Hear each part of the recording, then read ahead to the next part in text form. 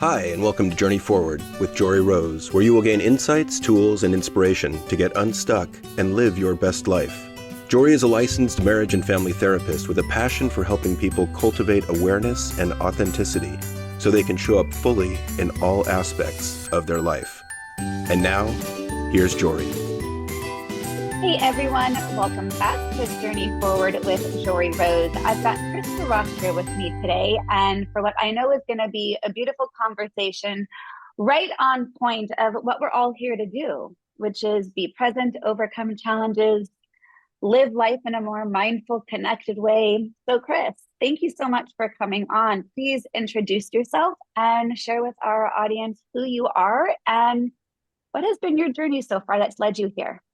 Oh, thank you, Jory. It's such a joy to be here. Of course, we already started talking, then we forgot to hit the record button, and all the juicy stuff was already starting to flow. I know, we got to get that back.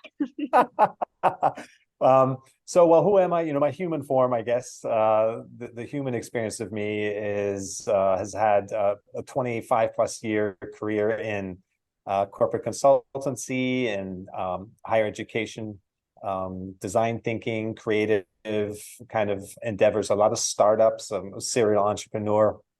And all of that really then led to kind of feeling like there was something still missing, even though I was living a full life, even though I felt like I was doing the things that society says will make you happy. And even when I was in my passions, there was just a lack of fulfillment. And it took a while, but I think everyone kind of gets there. Life pushes us in that direction when we recognize that, we could be doing the most incredible things, but if we're not present with them, if we're not giving our attention to the experience of it and the doing of it, but rather we're focused on some kind of outcome, then even the most incredible things will not be fulfilling. So here I am today. All of that work led to, writing a book and starting to speak publicly and doing mindfulness retreats and personal coaching and so forth. So that's kind of in a nutshell where we are today. Well, I love it, Chris. And, it actually cut out just a quick second as you were saying one word and I missed it, and then I picked it back up again. So for those, I'm not going to go through the editing of the one word, and what you had said was we could be doing incredible things, and if we're not present, we're missing it. And I can imagine so many listeners who are listening to this right now being like, fuck, that's me. I'm missing it, right? And that's also part of our own journey, is to realize, what are we present for? And then what are we going to do about it?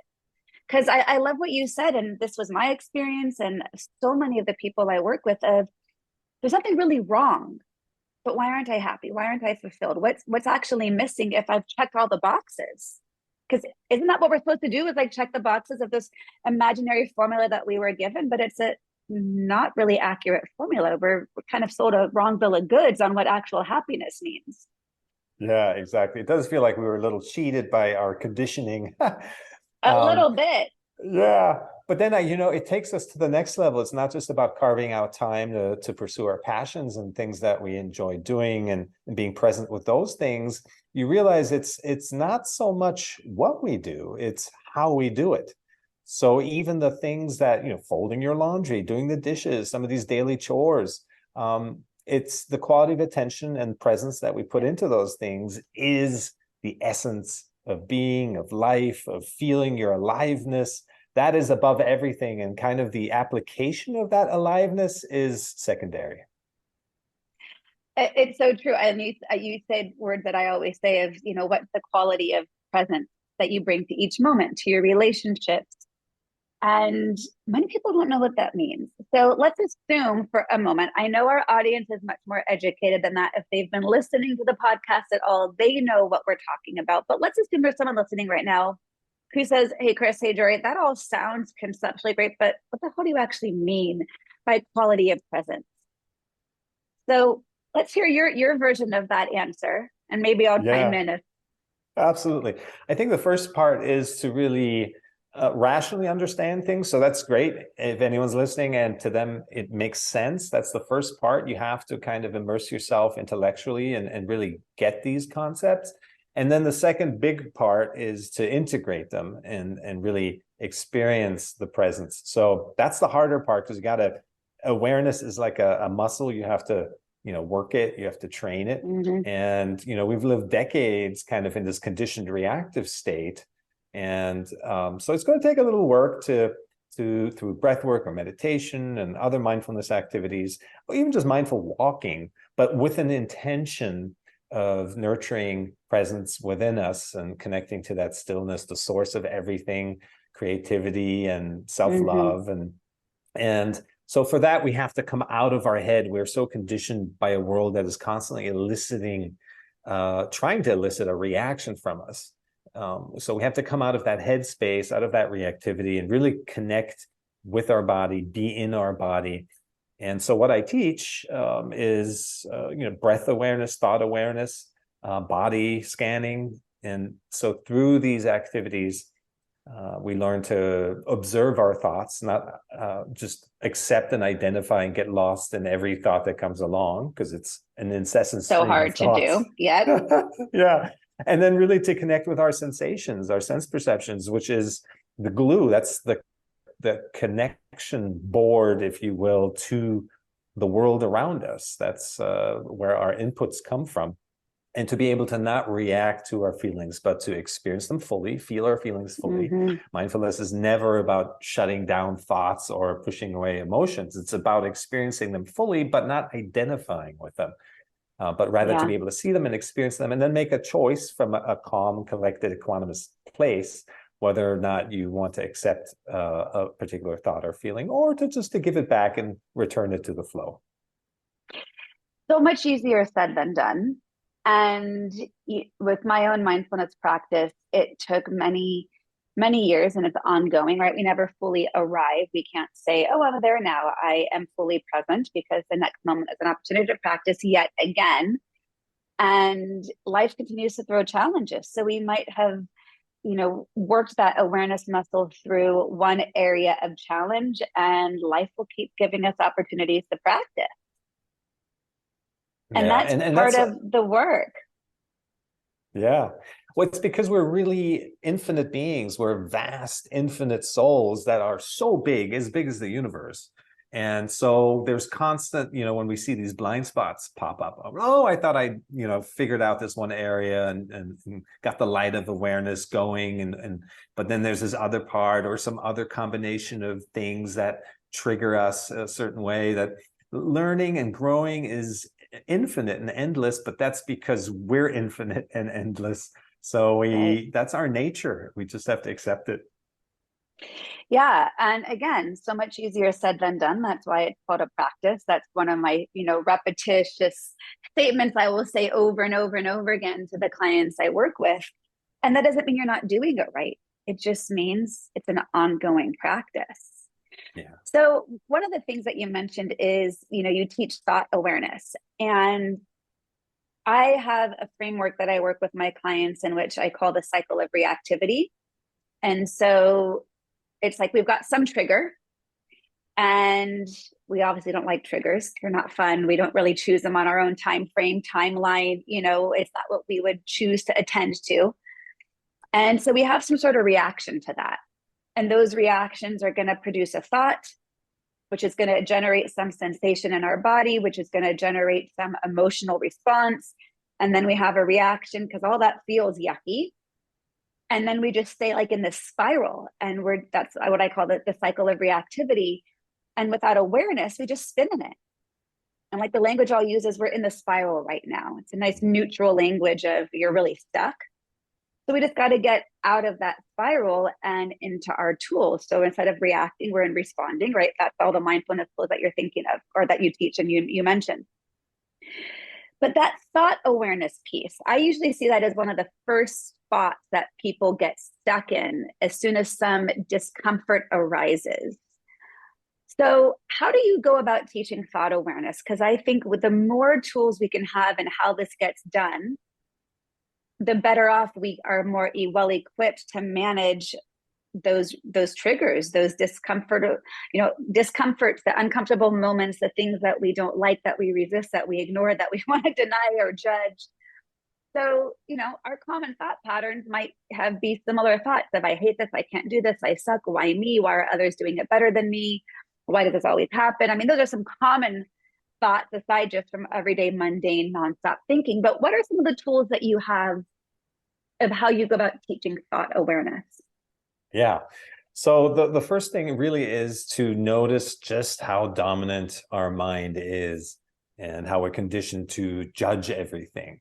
And the simple, very simple exercise, in fact, we can do it here on the call, is to focus on our breath. And in fact, if the listeners want to walk through this, unless you're driving, you can kind of we're going to do this for 30 seconds. That's all we need.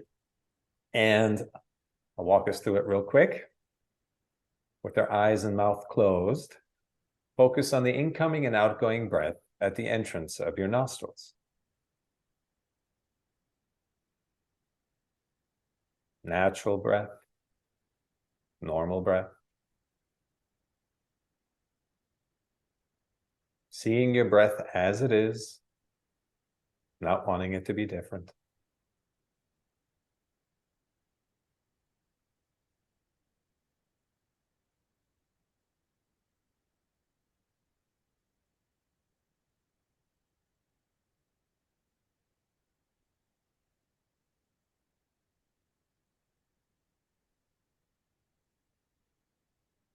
And we can open our eyes again. The reason why it only lovely takes... just to pause. Yeah, just to pause. The reason why it only takes a few seconds is because within a few seconds, we can feel the pull of the mind, the noise, the thoughts arising. We're trying to keep our attention on something very basic, just our breath. And to have these thoughts come in and have our mind drift away is it's an awakening, right? To recognize, wow, this is the same mind, monkey mind, I've been using to navigate life with. I've been using to make life-altering decisions, yet I can't even keep it focused on something as basic as my breath for more than a few seconds before the wandering kicks in. So that's kind of the beginning of developing thought awareness of like, wow, this is quite the noisy mind that we walk around with. And then at a more advanced stage, we can get to the point where it's not about willing or wanting that noise to quiet down. It's through acceptance and seeing those thoughts as they are, the noise as it is, as a byproduct of that, our mind calms down.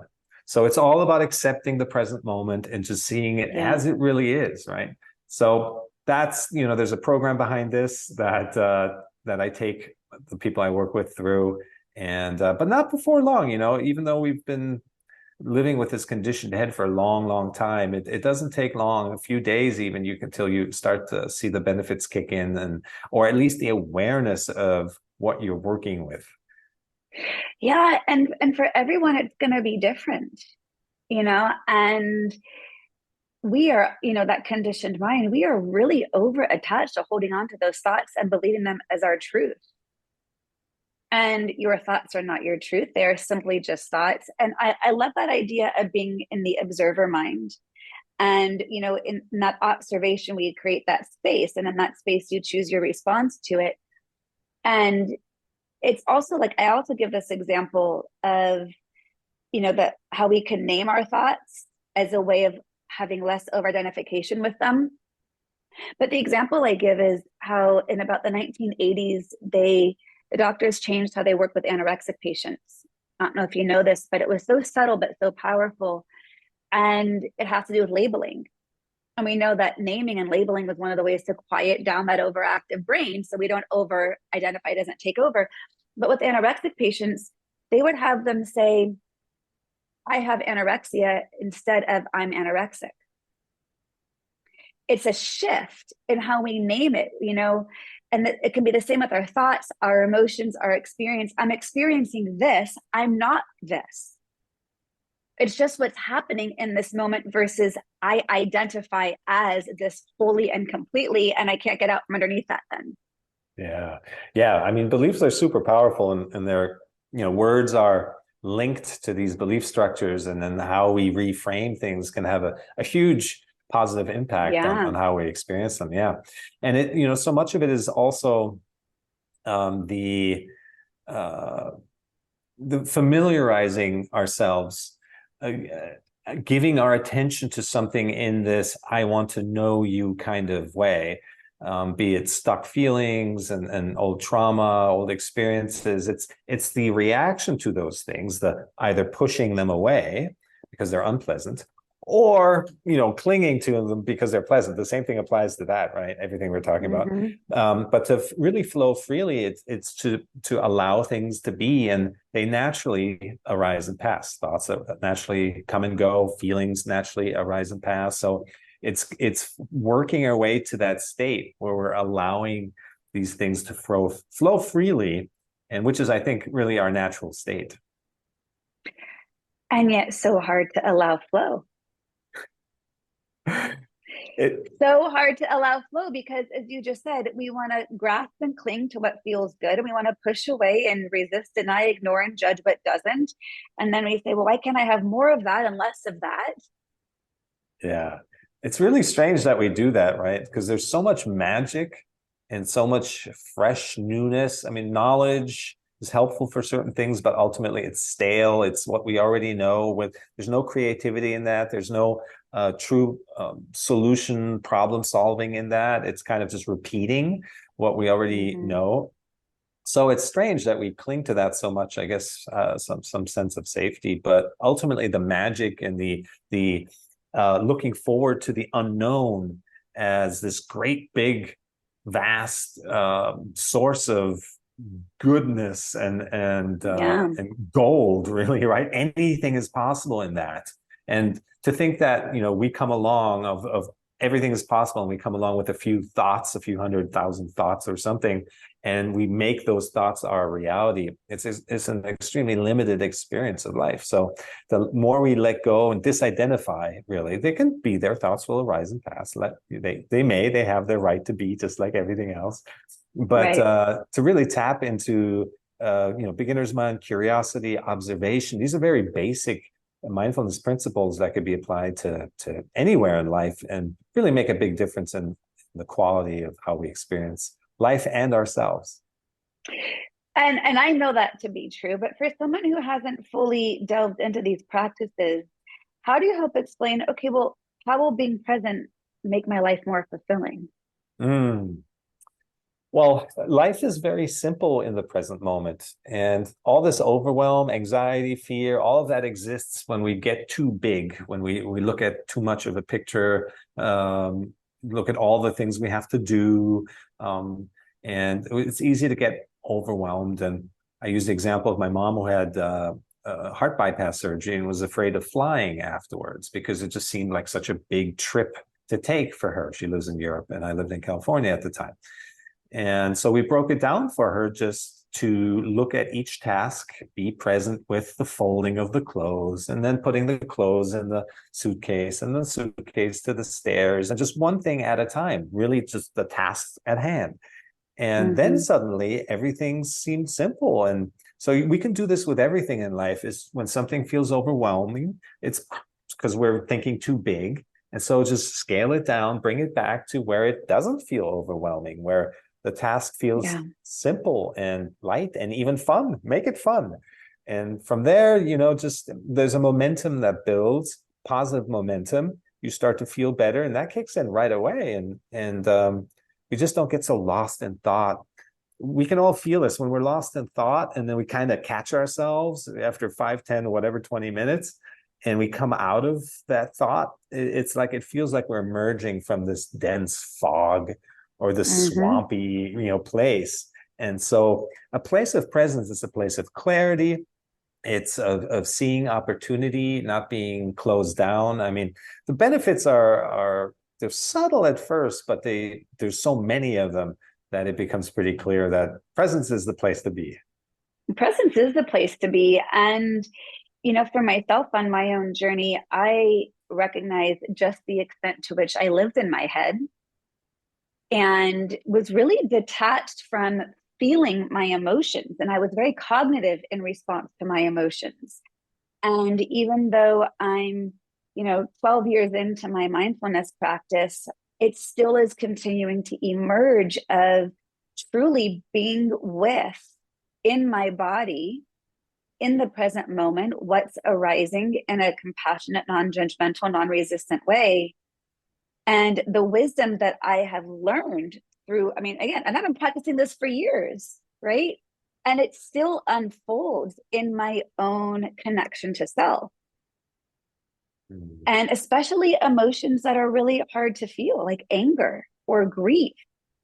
When some of those difficult emotions feel like they're never going to end, they're deep, they can be dark, they can be scary, you can have no working model to know what to do with them. Yeah. And just to say, you know, years ago, about 9 years ago, I was going through a divorce, and if I didn't have my mindfulness practice, I would have really struggled through this major life transition, being married to my high school sweetheart since I was 13 years old. Well, married at 13, but started dating at 13. And I would just name it. And I would say to myself out loud, this is just what sadness feels like.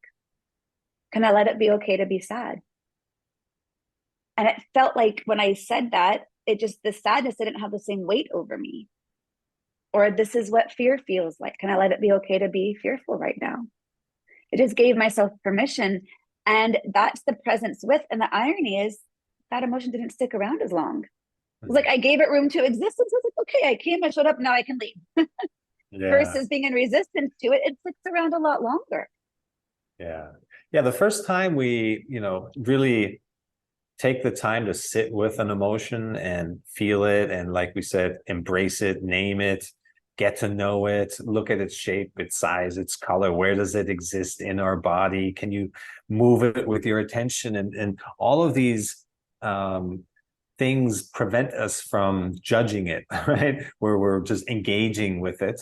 And when we first feel that through this engagement and pure observation, non-judgment, it melts away. That's a magical moment. Some things may take some time to really break loose and then break free, but a lot of things that we're carrying, and especially acute things, because they're wanting to come to the surface, they're wanting to leave us. And it's only our resistance to it and our judgment that keeps them stuck. So if we hold space for our feelings and our emotions, and then realize, wow, it just left us, then that's a very powerful moment. And then we realize we can be, healers. We're healers for ourselves. We can be healers for the world, because it's not just our own stuff. It's our family lineage, our generational stuff, social. There's a lot of healing to be done, which is, unconsciousness becoming conscious ultimately. Right. What about people who say, okay, but Chris, I can't just sit and focus on my breath. It's too uncomfortable. I don't have the time. My mind wanders too much. I mean, these are some very typical reactions to beginning a practice. So how do you help people overcome the hurdle of that feels really hard? I don't know how to do that. I'm not even sure I want to do that. Or when I do that, I'm so uncomfortable. I don't know what to do then, because what might emerge might be traumatic. Like, when might this also not be a suitable practice with certain situations, if at all, in your opinion, and what you teach? Yeah, I mean, there are some things that are more intense and that are deeply traumatic, and they require more of a stronger, broader support network, for sure.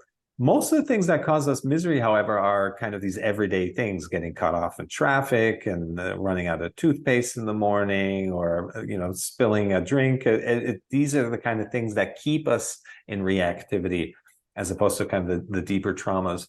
So there's if sitting down and 15 minutes is not something you can afford or want to do, there's ways to do that.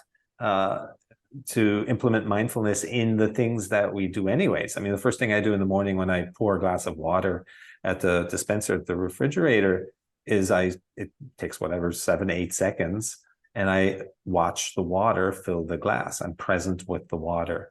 And that gives me the first read on how ruly or unruly my mind is today. And again, it's not about wanting it to be one way or the other, but it's about just noticing.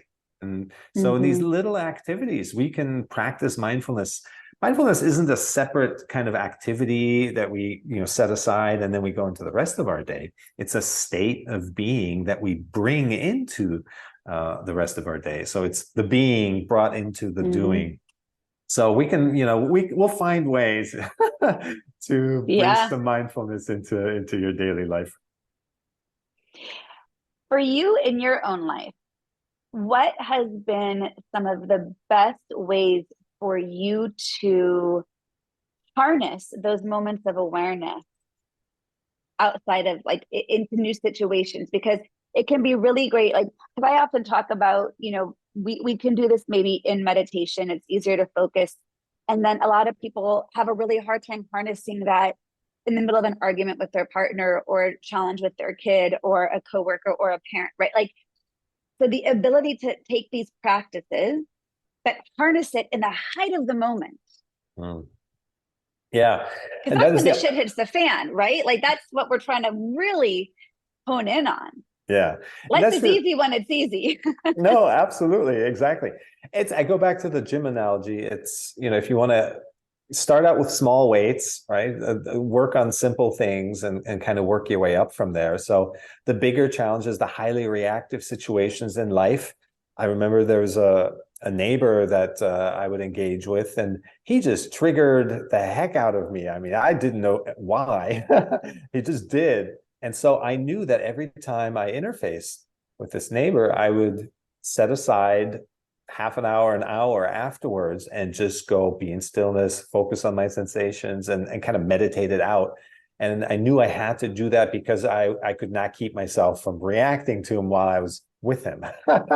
So, so there are bigger situations where we're just going to have to write it out. We'll react, write it out.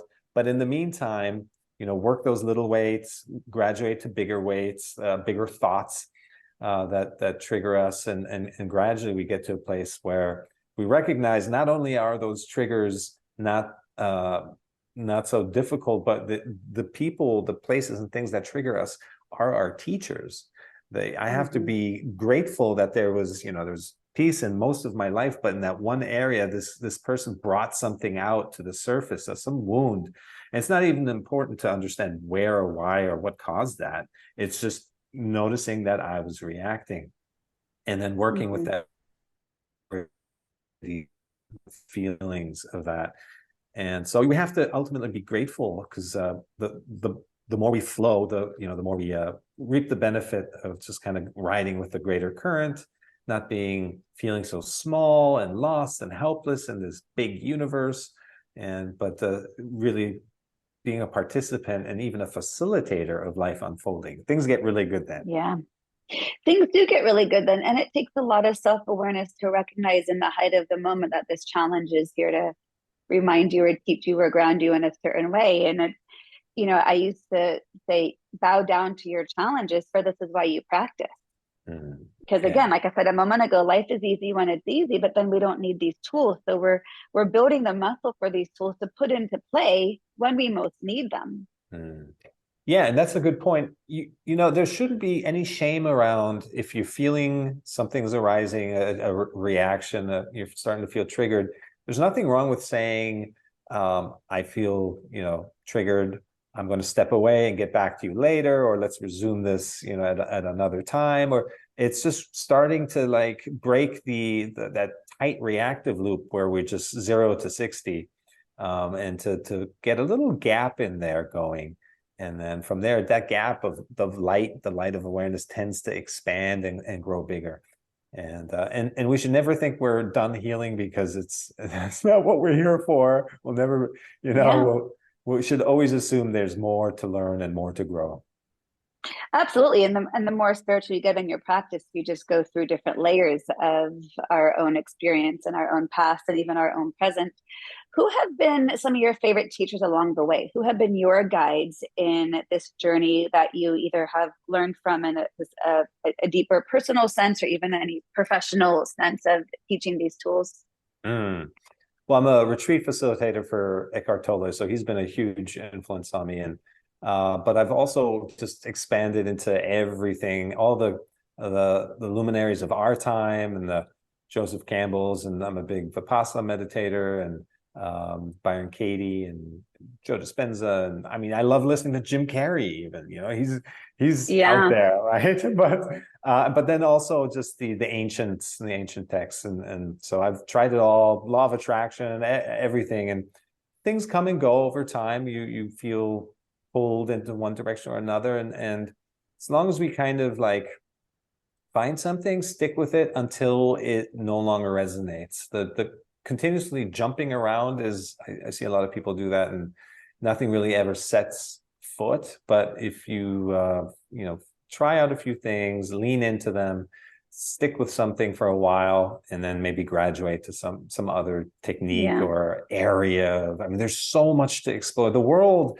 within us is so much bigger than the world around us, or the world around us is a reflection of who we are inside. So the bigger we experience ourselves, the more vast we see ourselves, that is reflected in the world around us.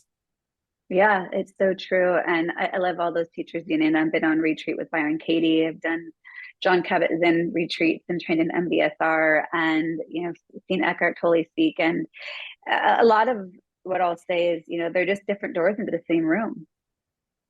Whichever particular methodology or languaging, it's just so we all arrive in the same place, which is in this moment, because that's where fulfillment, joy, connection, healing, all that only occurs right here, right now.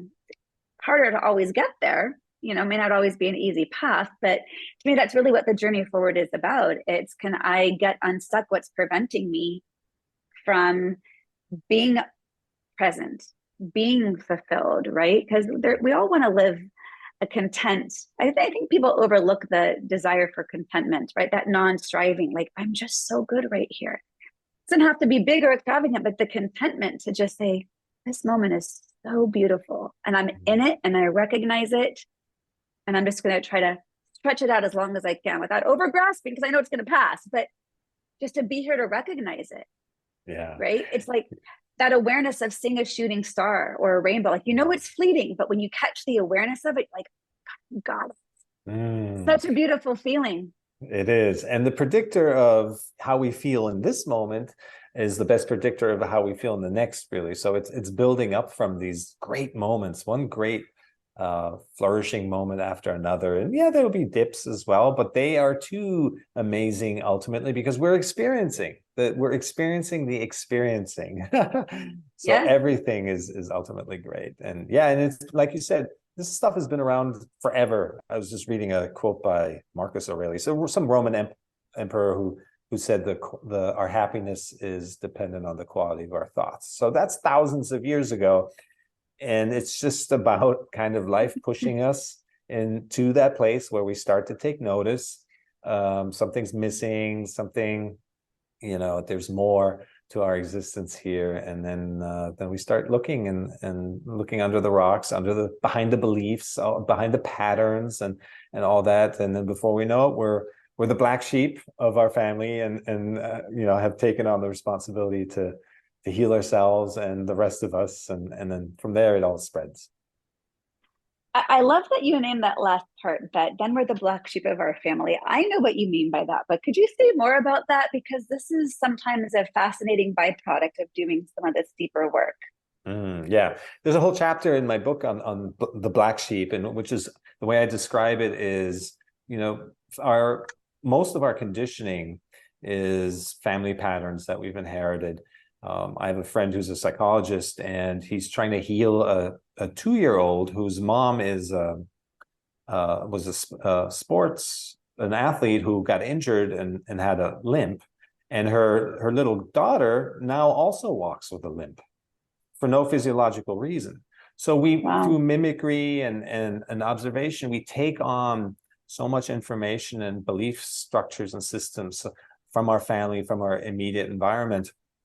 And so when we become, for one reason or another, the one to kind of wake up from that, we start to break those patterns. We become, you know, we might even feel that our family wanting to pull us back into, no, we don't talk about those things, or this is how we've always done it, all those things, right? And so we just have to stand our ground and allow people to be who they are. That's another big thing, right? Is most of our misery and friction with others is wanting them to be somebody they're not. Yes, if we could just accept people as they are, the majority of our pain would go away in partnership Yes. and relationship and parenting in Yes. our families of origin. Yes. So yeah, and That then with that that black that sheep black sheep, identity. Go yeah, ahead. that black sheep phenomenon. I was just gonna say, I've experienced it. I see it happen in others. There is a price to pay for awareness. I mean, there's a reason why ignorance is bliss to some extent. I'm not saying it's good, but there is bliss in not being awake to an extent. I'm not saying it's more fulfilling or joyful or connected, but that's why so many people stay there. It's Mhm. easier not to do the work than it is to do the work. Mhm. And doing the work reveals the truth That's right. of these patterns, of these belief systems. And to many people, that's way too threatening to engage in. Why would I want to look at that? Why would I want to try to heal that? Why would I go against the grain? Yeah. Well, because there's more on the other side that's a lot more worthwhile, but that's why it is a journey, because it's not always going to be easy or pain-free. It's going to be a lot more rich. Absolutely. And sometimes I find myself, it's important not to judge people for wanting that quiet cookie cutter life, or just maybe last time around they were a warrior and in constant battle, and now they just wanted peaceful. So everyone has their journey, their station in life. All we can do is kind of carry ourselves, be true to ourselves, and in that light of awareness, and then bring that into our relationships, into our workplace, into our parenting and partnerships and with neighbors and whatever it is. So it's less from a place of proselytizing, but more from a place of just being true and transparent. And that affects people more than anything we would ever say or do. Well, and I love that you named that, because I was going to ask you, because I get this question a lot. People come to me and say, okay, so Jory, I'm on this path. I'm meditating. I'm practicing being mindful. I'm really working at that awareness, that non-reactivity, that compassion, the gratitude, and my partner has no interest. What do I do? Mm. And you kind of just named it, but to extend on what you just said a moment ago, just be it, right? Yeah. I mean, I can only reflect on my own family, where the work I did on myself, we have to understand that our own, it takes two to tango, and our own resistance and reactivity is 50% of the equation. So we keep the dynamic in place between ourselves and other people through our own stuff. And when we release our need for control, our need for them to be someone they're not, our resistance, our reactivity, all that stuff, then it brings a different light into the dynamic. Suddenly, you're no longer reacting to the other person. And because they're not getting a reaction any longer, they're left to, there's a little opportunity for self-reflection on their side. It's like, oh, what happened? There's a change essentially that's come into the relationship, the dynamic. And so I saw big changes in my family. Never expected it. Not that things were bad, they were good, but they could be better, and then they became great. And so we shouldn't expect it, but it does open up the possibility that others will become infected by this presence and Or light. it'll highlight for others that they have no desire. And that's okay too. Yes. I kind of joke, but people will say, well, when they ask me this, and they'll say, well, what do I do? My husband has no interest. And I'm like, I don't know. I got divorced. It just reveals the truth. Yeah. It's true, and it's also not. So it's kind of joking. And yet, but what it highlighted was we have different desires for the path in which we are choosing to engage in our own lives. And it's no right or wrong. I can just say, when it's right for you, you don't have to worry about what others are thinking. Yeah. And if you're over connected to that, then that's just something to, oh, look at that. I'm noticing how over connected I am to the thought of what others might be thinking as I engage on this journey. We can just observe it and not have to do anything about it, and name it as another observation, and come back and be present, and then just breathe. Yeah, indeed. And so many of those situations, we go into them, and I always say we manifest our reality typically from a place of lack. we feel like something's missing, so we want to create a situation, be a relationship or career or stuff or an experience, to make up for that inner sense of lack. And then as we evolve and grow and heal ourselves, that causes a shift in, we're no longer looking for the other person to kind of cover up for how we feel. We're no longer dependent on them saying certain things, being a certain way, and all of that falls away, and that brings a shift in the dynamic, and yeah, things can change then. Yeah. Tell me about your book. Okay, my book, Be You, The Journey of Self-Realization. It really came out of my own journey of being a retreat junkie and reading a lot of books, watching a lot of videos on YouTube, and somebody gave me a copy of The Power of Now a long, long time ago, and I remember reading a page and then putting it back down, and because it was just, I didn't understand a single word. And then 10 years later, I picked it up again, and it all made sense. Well, what happened? Well, life happened in the meantime. But there was always a thought in me that if the words had been simpler, the words didn't get in the way of the wisdom, that maybe I could have gotten it sooner. So yeah, Eckhart Tolle can be a little bit heady to read at times. yes, bless his soul. So I set out to write a book on using the most pedestrian, non-confrontational language. I don't even use the word spiritual or universe or anything that could trigger anybody. And then the second part is I was tired of like reading a whole book or watching a whole hour worth of video just to find the little segment that was the nugget I was dealing with. So I created very short 3-4 page maximum chapters. There's 50 chapters in the book, so that you can actually jump into what you're dealing with and not have to read the whole thing. So those are the two. It sounds very accessible, which is a great entree. Some people want to dive deep. Some people need to take the baby step before the deep dive. So I appreciate that you made this work accessible and put it in language that was relatable and integratable. And I teach mindfulness and meditation in very much the same way, because when I first started these practices, some of the languaging, I'm like, okay, but I'm just a busy stay-at-home suburban mom. I am not the person you're talking to, right? So I really wanted to become the face of the people that was more like me, but the teachers at the time didn't reflect. So I so honor and respect that you have created a tool for people to access, to meet them where they're at, versus having expected them to come along a certain level to be able to get to that next point. Beautiful. Oh, thank you. Very kind. When we feel called to something, anyone that's done anything creative, which everything is creative ultimately, but when we feel a block or something, it's because we're trying too hard. We're pushing too hard. It still happens today. When I push too hard, there comes a moment where like, oh my gosh, I've been pushing again. I just have to release and let go and allow and be in receiving mode. So whenever we're doing anything, if I'm speaking or writing, and there has to be that flow. And if it's not there, then I put the pencil down. And it's such a great reminder of a way to live.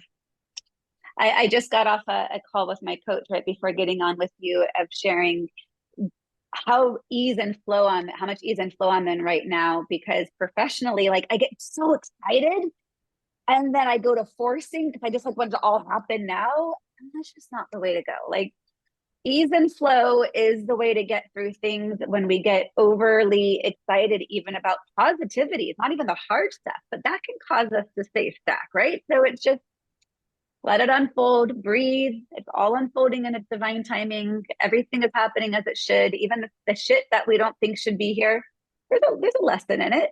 Yeah, absolutely. It's funny. The gratitude comes in. Yeah, exactly. It's funny once we kind of get how life works, how it's designed to really have our fullest expansion at heart. And we still can't get ahead of ourselves, like you say, right? We have to just stay present and experience what is. And even if we're super excited, we have to be flexible and open and allow things to keep coming. Otherwise, we shut it down quickly. Exactly. Chris, I love this conversation. It speaks to what lights me up and my purpose and how I serve others as well. So it's been such a joy to connect with you. How can people find you if they want to get your book or go on any of the retreats that you lead or just connect with you? What's the best resource for that? Yes, thank you. And it's been an absolute pleasure here. And those who can see you know the light that you are, but I think it comes through in your voice as Thank well. you. So thank you for that. For the listeners, you can find me at my website, cirak.com. That's CIRAK.com. And everywhere on social media at Chris Cirak. Beautiful. Well, thank you so much for sharing some of your time today. And for those listening, I really encourage you to practice that 30-second breathing technique. It's so simple and so powerful. So thank you for guiding in that. It's always a nice reminder that sometimes just that pause is almost enough to break the pattern of whatever it is that we're in. The key is remembering to do it. So thank you again for guiding that. And thank you for your time. And if this episode spoke to you, I would love a rating, a review, a share, because the more that we can get people to hear these tools, then they can journey forward. And now we're just creating a ripple effect of ease and flow and acceptance and compassion. And that's a world I want to be in. So thanks everyone for helping spread the word. And thank you again, Chris. Thank you, Jory. Pleasure. All right, everyone, take care and be well. To continue your journey forward, find Jory Rose on Facebook and Instagram to become part of her growing community. You can also gain access to her meditations, books, online classes, or to sign up for an upcoming retreat. Visit her at joryrose.com. That's JOREEROSE.com.